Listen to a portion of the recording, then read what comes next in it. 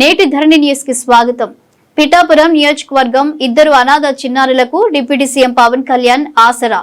పిఠాపురం నియోజకవర్గం ప్రజలందరినీ తన సొంత కుటుంబ సభ్యులుగా చూసుకుంటున్న డిప్యూటీ సీఎం పవన్ కళ్యాణ్ ఇటీవల తల్లిదండ్రులను కోల్పోయిన పిఠాపురం మండలం మాధవాపురం గ్రామానికి చెందిన ఇద్దరు చిన్నారులు తన జీతం నుంచి ప్రతి నెల 5,000 రూపాయల చొప్పున ఇద్దరికి 10,000 ఆర్థిక సాయం అందించనున్న ఉప ముఖ్యమంత్రి పవన్ కళ్యాణ్ వారికి ఇల్లు మంజూరుకు ఆదేశం, చదువుల బాధ్యత జిల్లా కలెక్టరేట్ కు అప్పగించారు. ఇప్పటికే నియోజకవర్గ వ్యాప్తంగా 42 మంది అనాథ చిన్నారులకు తన జీతం మొత్తాన్ని ఆర్థిక సాయం రూపంలో అందిస్తున్న డిప్యూటీ సీఎం పవన్ కళ్యాణ్. నా పేరు సత్య. ఇలా నేను తీసిన వీడియోతో చాలా వైరల్ అయ్యి పవన్ కళ్యాణ్ గారి వరకు చేరింది.